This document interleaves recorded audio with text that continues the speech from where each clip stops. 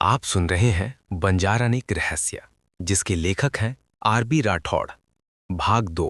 वो लौट आई। गायत्री जो एक रुदाली थी, माधव की ऐसे अचानक से जल के मौत होने से माधव के घर में सब दुखी थे। ठाकुर गजेंद्र ने गायत्री को बुलाया था और गायत्री अपना काम कर रही थी। गायत्री दहाड़े मारकर रो रही थी। एकाएक हवा का एक झोंका आया और माधव के सर के कपड़ा हट गया और गायत्री की नजर माधव के चेहरे पर पड़ी और गायत्री ने रोना बंद कर दिया। गायत्री की आंखों में एक अनजाना डर छा गया। गायत्री ने अपने कदम पीछे हटाए और बोली, ये नहीं होना चाहिए था। गायत्री का ऐसे अचानक के चुप होना और ऐसे बोलना वहां सभी को अजीब लगा और ठाकुर गजेंद्र ने कहा, गायत्री, क्या बात है? तुम ऐसे चुप क्यों हो गई और क्या बड़बड़ा रही हो? गायत्री ने ठाकुर गजेंद्र की तरफ देखा, फिर सभी गांव वालों की तरफ एक बार नजर घुमाई। गायत्री की आंखों में गुस्सा और डर साफ नजर आ रहा था। गायत्री ने ठाकुर गजेंद्र की तरफ देखा और बोली, इसकी मौत कोई हादसा नहीं है। गायत्री कुछ विद्या जानती थी, ये बात सभी जानते थे, और गायत्री के मुंह से ये बात सुनकर एक पल के लिए ठाकुर गजेंद्र समेत सभी गांव वालों के होश उड़ गए। हादसा नहीं है, ऐसे क्या मतलब है तुम्हारा? ठाकुर गजेंद्र ने पूछा।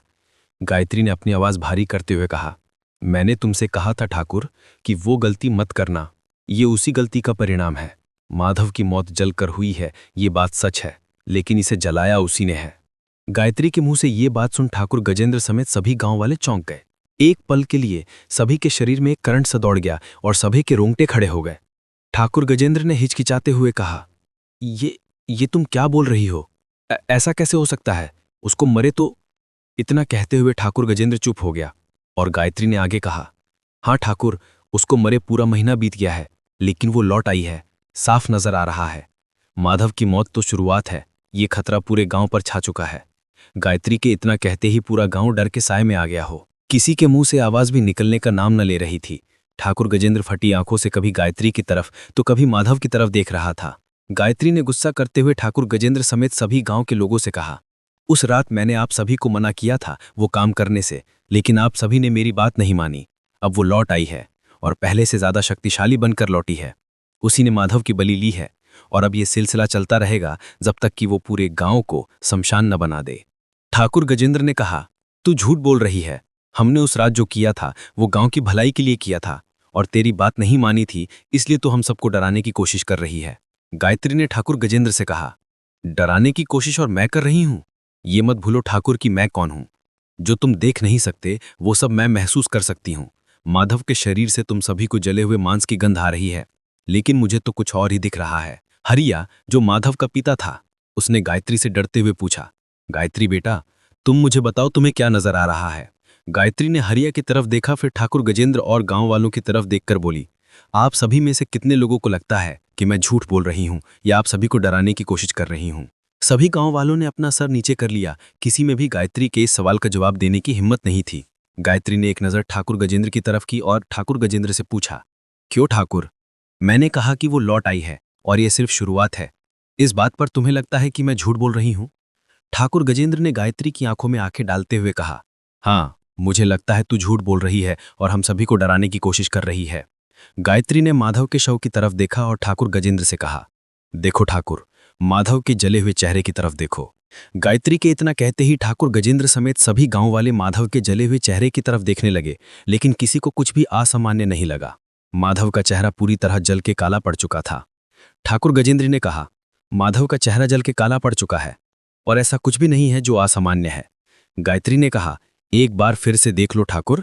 ठाकुर गजेंद्र ने माधव के चेहरे को ध्यान से देखा, जो पूरी तरह से जल के काला पड़ चुका था। कुछ जगह सूख चुका था और माधव का चेहरा बिल्कुल शांत हो चुका था। ठाकुर गजेंद्र की तरफ गायत्री ने देखा और ठाकुर की तरफ अपना एक हाथ बढ़ाया और बोली, मेरा हाथ पकड़ो ठाकुर। ठाकुर गजेंद्र ने बिना किसी सवाल के गायत्री का हाथ पकड़ा और गायत्री ने अपनी आंखें बंद की और कोई मंत्र बोलने लगी। मंत्र बोलने के बाद गायत्री ने आंखें खोली और ठाकुर की तरफ देखा और बोली, अब देखो माधव के चेहरे को।